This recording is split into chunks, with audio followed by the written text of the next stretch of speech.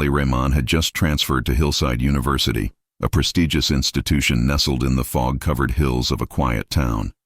He had heard rumors about its history but never paid much attention, until the day he checked into the university dormitories and was assigned a room no one else would take. Room 313. The warden, an old man with a tired face and suspicious eyes, hesitated when Ali arrived. "You're sure you want that room?" he asked.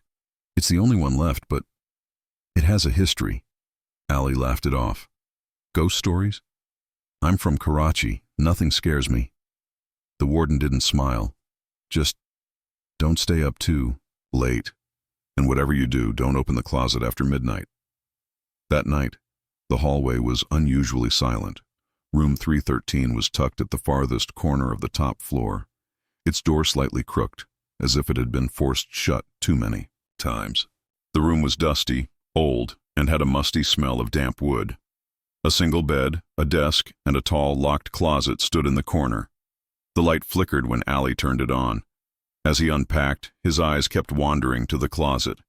It stood tall and silent, with strange carvings on the side, symbols that didn't make sense. "Probably just old students messing around," he muttered. At exactly 3 a.m., Ali was jolted awake by a soft knock, 3 slow, deliberate knocks, from the closet. He froze. The air had turned cold, his breath visible in the dim light of the desk lamp. "Who's there?" he whispered. No response. He got up, cautiously approaching the closet. The knocking had stopped, but a faint sound replaced it, like someone breathing heavily from the other side. Ali put his ear to the wooden door, then came the voice, soft, female, whispering, "Bring me back." Ali stumbled backward, falling onto his bed. The air was thick with dread. He reached for his phone, 3:07 a.m. There was no signal. He didn't sleep the rest of the night. The next day, determined to make sense of the bizarre experience, Ali went to the campus library. He asked the librarian, a quiet woman named Miss Noreen, about room 313. Her face turned pale. "That room hasn't been used in years," she said. "Why on earth are you staying there?" Ali explained everything. Miss Noreen hesitated, then walked him to a section labeled Archived Incidents. There, dusty folders contained old newspaper clippings and student reports. One folder was labeled Zara Malik, 2015. Zara had been a psychology student who lived in room 313. According to the reports, she was brilliant but troubled. One day, she vanished. Her belongings were found, her laptop still open, a single phrase typed repeatedly across the screen. He took her. He trapped her. He buried her. Some claimed they saw her in dreams. Others claimed her spirit never left the room. No body was ever found. That night, Ali returned to room 313 with a growing sense of unease. He kept the closet locked and placed a chair in front of it. At 2:58 a.m., he sat at the desk, heart pounding, phone recording. At exactly 3 a.m., the temperature dropped. The door creaked open by itself. The chair in front of the closet slid 2 feet across the floor on its own. Ali wanted to run, but his legs wouldn't move. The closet door creaked open. A girl's hand, pale, bruised, and trembling, slowly emerged from the shadows inside the closet. And then he heard it again. "Bring me back before he takes you too." Ali screamed and bolted out of the room, heart racing, lungs burning. Ali didn't return to room 313 for 2 days. He stayed with a friend across campus, but the nightmares followed him. Every night he dreamt of the girl, the same pale hand, the whispering voice, the cold breath behind his ear. He saw her eyes in his sleep, wide, hollow, and filled with a plea for help. He couldn't ignore it anymore. "I need to know what happened to her," he told his friend. "You're insane if you go back there," the friend warned. But Ali returned. He walked back into room 313 late in the afternoon. The air still carried that eerie dampness, but sunlight made it easier to breathe. The closet stood quietly in the corner, as if nothing had happened. Ali brought tools, a flashlight, a screwdriver, and his phone. He had a theory. The voice hadn't just asked for help. It said, "Bring me back." Back from where? He remembered. The file in the library. He took her. He trapped her. He buried her. What if Zara never left that room? Ali examined the closet. Behind the coats and old shelves, he found something unusual. A small wooden panel at the base. It looked loose. Carefully, he pried it open. Beneath it was darkness.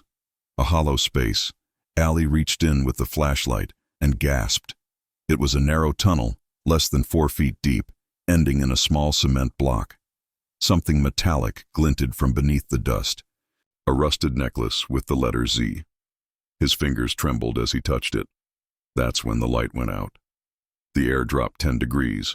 Something behind him whispered his name. Ali. He turned around. The closet door slammed shut on its own. And then, he wasn't alone. Zara stood in the room. Not fully human, not fully ghost. Her body was semi-transparent, but her eyes were solid black. Her mouth moved, but no sound came out. She pointed downward, toward the hole. Then she looked behind Ali with horror. Ali turned just in time to see something crawl out of the shadows. A second figure, taller, male. Rotting skin stretched over an eyeless face. It moved unnaturally, bending at impossible angles, a sickening, cracking sound with every step. Its mouth hung open in a permanent scream, yet it spoke in a low, snarling voice. She stays. You leave. Ali stumbled back. Zara stepped in front of him, shielding him, her transparent form shaking. Bury him, she whispered. End it. Ali realized something in that moment. Zara wasn't trying to haunt anyone. She was trapped. And the thing in the room, that was her killer. The spirit of the man who had ended her life and hidden her beneath the closet floor. Ali grabbed the necklace and the cement block. Beneath it was brittle dirt. He dug with bare hands until he found it, a small wooden box. Inside, bones and a note. She said no, so I made her stay. Forever. Ali ran. He took the box to campus security. The police arrived the next day and excavated the area. The skeletal remains were confirmed to be Zara Malik's. The case was reopened, and room 313 was sealed permanently. 3 weeks later, Ali tried to return to normal life. But one evening, while walking past the administration building, he noticed something strange. The old warden was being escorted out in handcuffs. Ali froze. He asked the officer nearby, "What happened?" The officer replied, "Turns out he used to be a maintenance worker here years ago.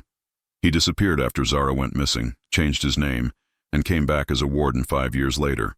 DNA matched his blood from the box." Ali couldn't speak.